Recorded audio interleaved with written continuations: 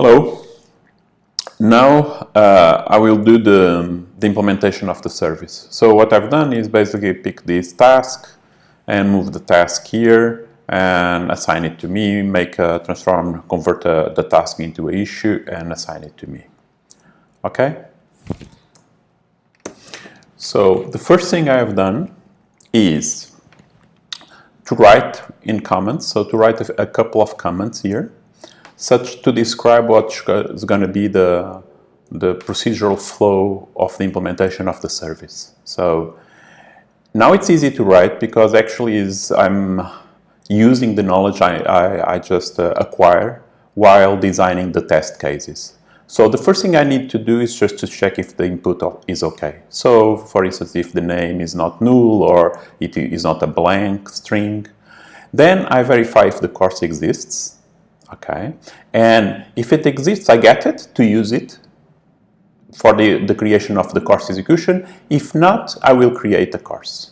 Okay, then I will verify if the course execution exists. In which case, if in the case that it exists, I will throw an exception. Otherwise, I will create it. Now, what I'm going to do is look at the domain and see what I already have implemented in the domain. So to see what I need to add.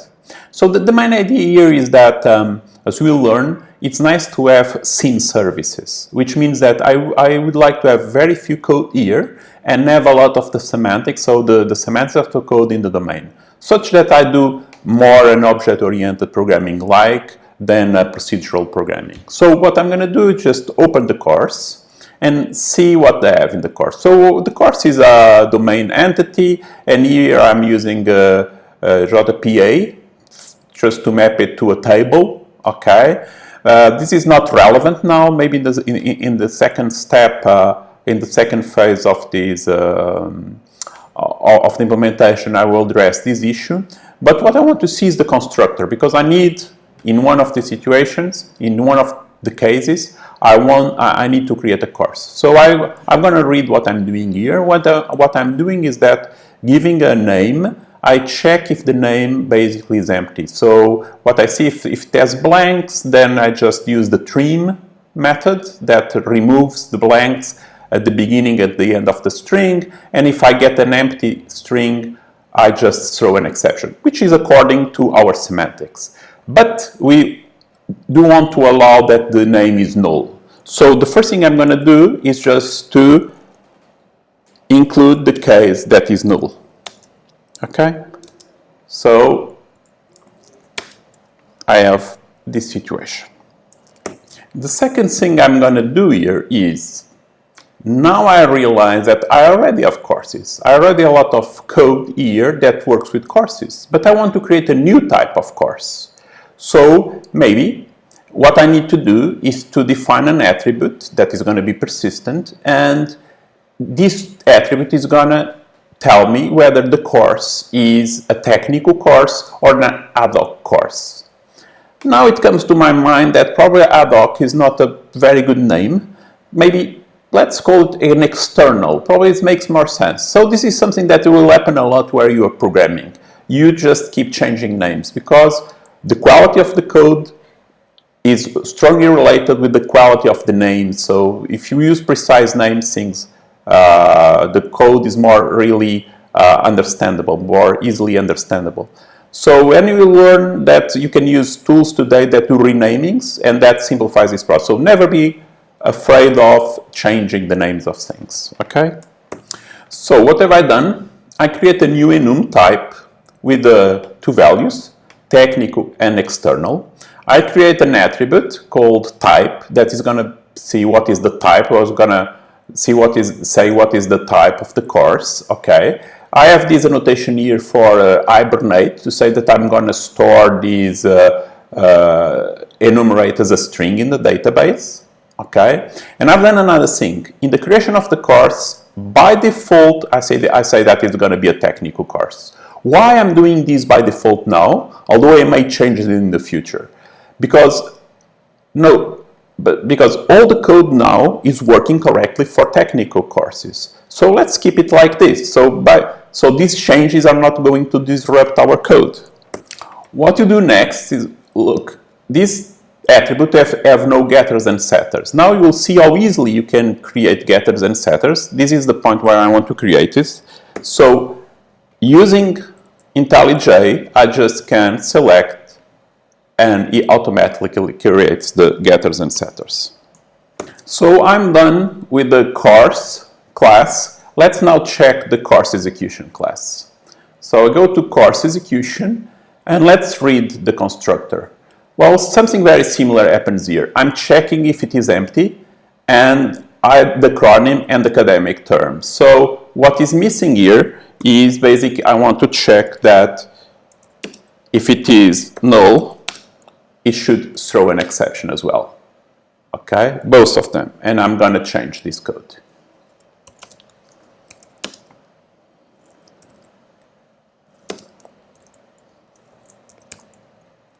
Okay. The other thing that I'm going to read is this piece of code here. So what do I have here? If get course execution. So if the course executes of the course, then I use a stream, and we'll learn how to use streams. I really suggest you that you learn streams because the code becomes much cleaner and easier to understand. So you transform this collection into a screen, and if you see if there are, so these are a lambda expression, if there is a course that matches, there is any course that matches this, and what it matches is that there is a course that has this acronym and this academic term. So if that's the case, just throw an exception. Actually, if you remember what we wrote in the test cases, that's the expected behavior. What I'm going to do now is the same thing that I've done to the course. I need to distinguish course executions that are technical course executions from external course executions. So I'm going to create this attribute as well. So what have I done? Basically, I created this type attribute. Now I need to refer to the course class, of course, because the enumerate is declared inside that class. And I've done it basically the same thing. So I just say that when I create a course execution, by default, it's from technical, okay? And I create just the getters and setters. But now I realize that I need to do something else because the course DTO contains information about the course and the course execution. But now I don't have information whether it is a technical course or an external course, okay? So what I'm going to do basically is to add this information here such that I can receive and I can check what type of course I'm talking about. So what I have done, basically I create two attributes of type course type, and I have course type and course execution type. And now what I've done in the constructor of course DTO that I want to receive a course, so I will set this value. And in the course DTO that receives a course execution constructor, I will set these two values, okay? What is missing here is the getters and setters, but then it's gonna be quite easy to use IntelliJ to help me with that. So I select both, okay, and it generates this. The final step in this first stage is thinking about the test case. Because look, now, in some sense, in my test case, I'm not checking that I'm creating an external course. So it would be nice to, after I create the execution course, to check that the course is an external course. Okay? So let's do it. So let's see this, what I've done. So what I've done is that I have here this test case where the course exists and create execution course. So which means that when I receive the DTO here, the course should belong to technical, should be a technical course, but the course execution should be an external course. Okay? Should be an external, right? The same thing here, when I get the course execution, I check that is external. Okay? In this second case, test case where both are external. So I verify that both are external. So actually this should be external. Okay.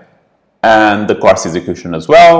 And then I get the course here. I see that is external, and I get the course execution, and I see that external. Okay.